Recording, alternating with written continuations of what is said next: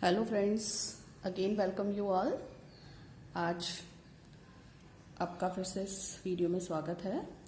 और जैसा कि हम लोग कर रहे थे रैंक डिफरेंस मेथड, और हमने रैंक डिफरेंस मेथड में कल एक क्वेश्चन भी किया था जिसमें हमने देखा था कि हमारी जो स्कोर्स हमें गिवन थे वो सारे डिफरेंट थे। ठीक है, तो आज हम करने वाले हैं कि अगर हमारे स्कोर्स जो हैं वो रिपीट होते हैं तो उस केस में हमें रैंक डिफरेंस मेथड से कोफिशिएंट कोरिलेशन कैसे फाइंड आउट करना होता है। ठीक है, तो सबसे पहले यहाँ पर हमने एक क्वेश्चन ले लिया है। ये एक्स के स्कोर्स हमारे को गिवन है और ये हमारे को वाई के स्कोर्स गिवन है। ठीक है, तो सबसे पहले हमारा जो स्टेप्स है वो सेम स्टेप्स हमारे चलेंगे। सबसे पहले हमें क्या निकालना है, आर एक्स फाइंड आउट करना है। तो चलिए आर एक्स फाइंड आउट कर लेते हैं। ठीक है, तो आर एक्स में सबसे पहले देखिए सबसे हाईएस्ट डिजिट कौन सी है। तो अगर हम हाईएस्ट डिजिट देखें तो यहाँ पर हमारी कौन सी आ रही है, 20, 21, 18, 15, 20, 21, 12, 14, 16 और 17। ठीक है, तो अगर हम यहाँ पर देखें तो सबसे पहले जो हमारा हाईएस्ट स्कोर है वो है आपका 21। तो अगर हम यहाँ पर देखें तो ये जो 21 है तो ये कितनी टाइम्स आया है, ये यहाँ भी आ रहा है और आपका यहाँ भी आ रहा है। ठीक है, तो अब लेकिन हमारे पास जो है हम एक ही स्कोर को जो है वो एक को 1 रैंक दें और एक को 2 रैंक दें तो ये तो गलत चीज हो जाएगी। तो इसीलिए हमें इनको क्या करना पड़ेगा, क्योंकि स्कोर्स इक्वल हैं तो हमें इनको रैंक भी इक्वल देनी होगी। तो इस केस में हमें क्या करना होता है कि हमें रैंक देखनी होती है। तो यानी ये जो है वो कितने स्कोर हैं, 2 बार आ रहा है, तो यानी 1 और 2, तो कितनी रैंक हो गई, फर्स्ट रैंक और सेकंड रैंक। तो यहाँ पर हम क्या करेंगे, रैंक देने के लिए पहले फर्स्ट और प्लस कर देंगे उसमें सेकंड रैंक। और कितने स्कोर हैं ऐसे, 2 ही स्कोर आपके रिपीट हो रहे हैं तो डिवाइडेड बाय 2। ठीक है, अगर मान और इसको कर लेंगे तो कितना हो जाएगा 3/2। तो 3/2 यानी कितना हो गया 1.5। ठीक है, तो यानी हम इसमें क्या करेंगे 1.5 ही इसको देंगे और 1.5 ही हम इस वाले को देंगे। ठीक है, कई बार ऐसा भी होता है कि जैसे यहाँ पर तो 2 स्टूडेंट के स्कोर जो है सेम है और कई बार ऐसा होता है कि 3 स्टूडेंट्स के स्कोर सेम हो सकते हैं। तो उस केस में हम क्या करेंगे कि अगर मान लीजिए 21 यहाँ पर 3 टाइम्स होता तो हम यहाँ पर क्या करते 1 + 2 + 3। ठीक है, तो यानी कितना हो जाता 6 और 6, और यहाँ नीचे कितना आता, क्योंकि कितने स्कोर हैं टोटल 3 स्टूडेंट्स के, तो 3 से हम डिवाइड कर देते।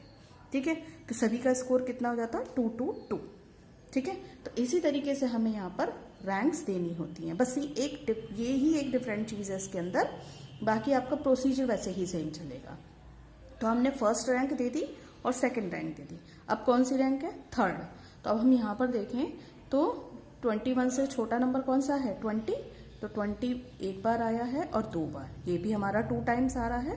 तो यानी हमारी रैंक अब कौन सी है, 3rd + 4th। तो 3rd + 4 कितना हो गया 3 + 4 और डिवाइडेड बाय 2 करेंगे तो यानी 7/2, दैट मीन्स 3.5।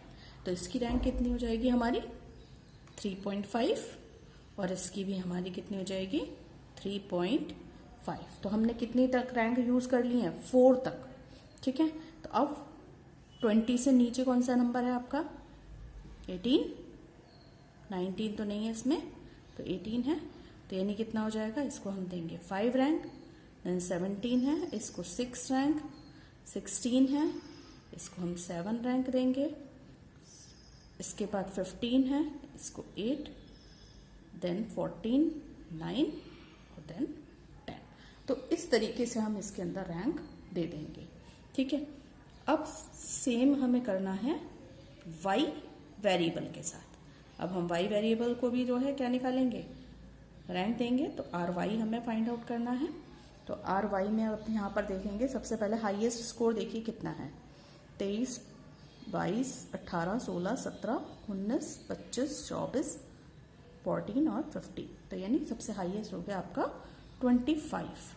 ठीक है, तो 25 को हम क्या दे देंगे 1 रैंक, देन 24, तो इसको हम दे देंगे 2nd रैंक, इसके बाद है आपका 23 भी रिपीट नहीं हो रहा है, तो ये हो गया आपका थर्ड रैंक।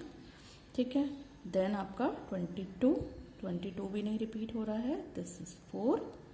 ठीक है, 22 के बाद हमारा आता है 20 की लाइन खत्म हो गई, देन हमारे पास 19 है, तो इसको हम दे देंगे 5 रैंक। ठीक है, इसके बाद 19 के बाद 18 हो गया, 6, देन 7, देन 8, देन 9 और देन 10। तो वाई वेरिएबल में हमारे पास कोई भी स्कोर जो है वो रिपीटेड नहीं है, तो सिंपली आपकी रैंक्स आ जाएंगी। नेक्स्ट हमारे को क्या निकालना है, डी मैंने आपको बताया था क्या है आपका RX माइनस RY, यानी इसका डिफरेंस हमें लेना है। ठीक है, तो डिफरेंस ले लेंगे। अब यहाँ पर देखिए 3.5 और 3 कितना हो गया 0.5, 1.5 और 4, तो 4 में से 1.5 हम लेस करेंगे तो हमारे पास कितना बचेगा 2.5। ठीक है, नेक्स्ट है 6 और 5 का डिफरेंस 1, देन 8 और 8 का डिफरेंस 0, देन 7 और 3.5 का डिफरेंस 3.5, 5 और 1.5 का डिफरेंस अगेन 3.5। ठीक है, देन 10 और 1 का डिफरेंस 9, 9 और 2 का 7, 7 और 10 का 3 और 6 और 9 का अगेन 3। ठीक है, अब हमारा नेक्स्ट स्टेप क्या आता है, हमें डी स्क्वायर फाइंड आउट करना है। तो अब यहाँ पर डी स्क्वायर देखेंगे तो 0.5 का स्क्वायर यानी 0.5 इंटू 0.5। तो सिंपल हम क्या करते हैं कि जैसे 0.5 है तो आप डेसिमल को भूलिए, पहले क्या है 5, तो 5 का स्क्वायर कितना होता है 5 5 25, कितना हो गया 25, और 0.5 इसमें और 0.5 उसमें, तो कितने के बाद हमें डेसिमल लगाना है 2 के बाद, तो पीछे से काउंट करेंगे 1 2, तो डेसिमल आपका यहाँ आ जाएगा और ये 0। ठीक है, अब इसी तरीके से 2.5 है तो 25 इंटू 25 कर लेंगे, तो 25 इंटू 25 कितना होता है 625, तो 625। ठीक है, पीछे से कितने के बाद डेसिमल 2 के बाद डेसिमल। ठीक है, नेक्स्ट 1 का स्क्वायर 1, 0 का स्क्वायर 0, नेक्स्ट आपका है 3.5, तो 3.5 को फिर 3.5 से करना है, तो 35 को 35 से करिए, 5 5 25, 2 कैरी, 5 3 15 16 17, देन 3 5 15 की 5 कैरी 1, 3 3 9 और 1 10। ठीक है, तो 5 7 5 12 2, यानी कितना आ गया 1 2 2 5, तो 1 2 2 5, तो पीछे से 2 के बाद डेसिमल लग जाएगा। ये भी 3.5 है, इसका भी स्क्वायर 12.25, 9 का स्क्वायर 9 9 81। ठीक है, 7 का स्क्वायर 7 7 49, 3 3 9 एंड 3 3 9। ठीक है, नेक्स्ट स्टेप में हमें क्या करना होता है, समीशन ऑफ डी स्क्वायर हमें फाइंड आउट करना है। तो अब हम यहाँ टोटल करेंगे, तो अगर आप यहाँ देखें तो 0.25 0.25 0.25 0.25, तो कितना हो गया 100 हो गया टोटल। तो यानी सीधा आप क्या करिए, तो ये यहाँ से आपका कितना चला जाएगा, ये डेसिमल के बाद तो आपका 0 हो गया। ठीक है, डेसिमल के बाद क्या हो जाएगा 0, और बाकी 1 आपका यहाँ कैरी हो गया, तो 1 6 और 1 7 8 9 10 11 12 13 13 13 और 9 13 और 9 कितना हो गया 13 और ये 27, 13 और 27 आप लगा लेंगे तो कितना हो जाएगा 13 और 27 आपका हो जाता 40। ठीक है, तो 0 और 4 आपका कैरी हो गया। ठीक है, तो 4 5 6 6 और 4 10 10 और 8 18। ठीक है, तो यानी आपका कितना स्कोर आ जाता है 180, मानिए आप 180.0। ठीक है, 180.0, तो ये हमारे पास इसकी वैल्यू आ गई। अब हम यहाँ पर क्या करेंगे, ये हमने रफ वर्क किया हुआ है। ठीक है, अब हम यहाँ पर इसको कैलकुलेट कर लेंगे। अब हमें फॉर्मूला अप्लाई करना है, तो फॉर्मूला क्या है आपका 1 - 6 summation of D square upon N into N square minus 1। ठीक है, तो 1 minus 6 into summation of D square हमारा कितना आया है 180, इसको 180 लिख लेंगे अपॉन एन। एन हमारे कितने हैं 1 2 3 4 5 6 7 8 9 10, यानी 10 और ये 10 स्क्वायर माइनस 1। ठीक है, तो 1 माइनस 6 इंटू 180 अपॉन 10 और ये कितना हो गया ब्रैकेट में 100 माइनस 1। ठीक है, अब आप यहां देखिए कि रो बराबर 1 माइनस कितना था हमारा 6 इंटू 180 अपॉन 10 इंटू 99, तो 0 से ये 0 कैंसिल हो गया आपका। ठीक है, और यहाँ पर हमारे पास कितना आ जाता है, आप यहाँ से काट दीजिए इसको, 3 3 ज़ा 9 और 3 3 ज़ा 9 हो गया और ये कट गया 3 2 ज़ा 6। ठीक है, फिर अगेन इसको हम काट देंगे, 3 11 ज़ा चला जाएगा और ये जाएगा 3 6 जा। ठीक है, तो यानी हम हमारे पास कितना बचा 1 माइनस 6 2 ज़ा 12 अपॉन और यहाँ कितना बचा हमारे पास 11। ठीक है, तो इसको हम कैलकुलेट कर लेंगे, तो 1 माइनस ये हमारे पास आ जाएगा 1.09। ठीक है, तो 1 में से हम 1.09 लेस करेंगे तो हमारे पास कितना बचेगा। अब हमें 1 में से माइनस करना है 1.09, तो अब 1 बड़ा है या 1.09 बड़ा है, तो 1.09 बड़ा है, तो 1.09 में से हम 1 को माइनस कर देंगे तो हमारे पास क्या बचेगा 0.09। ठीक है, तो हमारे पास यहाँ क्या आ जाएगा 0.09। अब ये क्योंकि हमने किस में से माइनस किया है 1.09 में से, और 1.09 के आगे कैसा साइन है माइनस का, तो ये भी हमारे पास किसका बचा माइनस का बचा। ठीक है, तो अब यानी हमारा जो कोरिलेशन कोफिशिएंट की वैल्यू आई वो कितनी आई है -0.09। ठीक है, तो अब हम यहाँ पर क्या करना है, हमें इसकी व्याख्या करनी है, इंटरप्रिटेशन करेंगे। ठीक है, इंटरप्रिटेशन के लिए जो मैंने टेबल आपको बताया था गिलफर्ड वाला, वो आपको यूज करना है।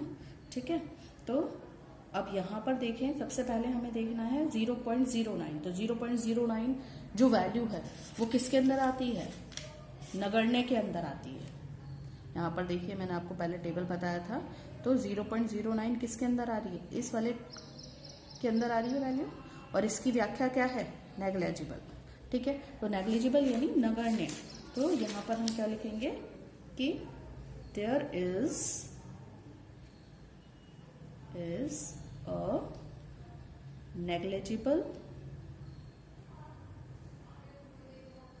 नेग्लिजिबल है, और कैसा कोरिलेशन पॉजिटिव नेगेटिव, साइन किसका है नेगेटिव का, तो नेगेटिव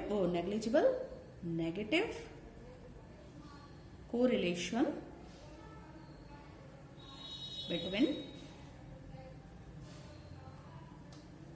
x एंड y। ठीक है, तो ये आपका जो है इसका इंटरप्रिटेशन हो गया, ये यहाँ वैल्यू, तो इस तरीके से हम इसको इंटरप्रेट कर देंगे। ठीक है, तो ये तो थे आपके, इसी टाइप के आपके 2 तरह के क्वेश्चन इसके अंदर बनते हैं जो मैंने आपको कंप्लीट करा दिया है। ठीक है, अब हम बात कर लेते हैं, क्योंकि अब आपने इसमें इसके बारे में भी जान लिया कि रैंक डिफरेंस मेथड होता क्या है।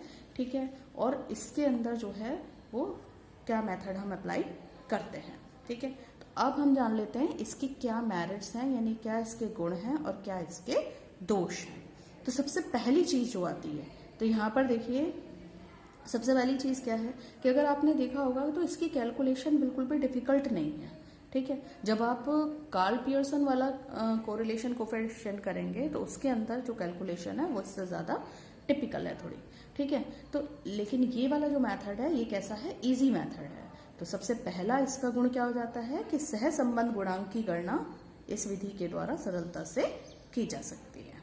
ठीक है, दूसरी चीज क्या होती है कि इसके अंदर मान लीजिए हमारा कोई भी स्कोर जो है वो हमें स्कोर मान लीजिए नहीं भी पता है, लेकिन अगर हमें ये पता है कि भाई इसका जो है वो अंक इस बच्चे से ज्यादा था और इससे कम था, अगर हमें ये भी पता है, अगर हमें मतलब वास्तविक अंक नहीं भी पता है, तब भी हम इसके आधार पर भी कोरिलेशन कोफिशिएंट आराम से निकाल सकते हैं, क्योंकि इसके अंदर जो हमारे रियल स्कोर्स हैं यानी जो वास्तविक अंक हैं उनकी शुद्धता की इसके अंदर आवश्यकता नहीं होती, क्योंकि हमें इसमें क्या करते हैं, जो गणना की जाती है वो किसके आधार पर की जाती है, क्रमों के आधार पर की जाती है। तो इसका ये भी एक बेनिफिट हमको मिलता है कि अगर हमें जो है वो रियल स्कोर्स में अगर कहीं भी मान लीजिए थोड़ी बहुत मिस्टेक हो रही है, लेकिन हमें ये पता है कि इस बच्चे के अंक जो है वो इससे ज्यादा है और इससे कम है, तो भी हम आराम से कोरिलेशन कोफिशिएंट इसके अंदर निकाल लेते हैं, क्योंकि इसके अंदर हम जो रियल स्कोर्स होते हैं उसका प्रयोग नहीं करते।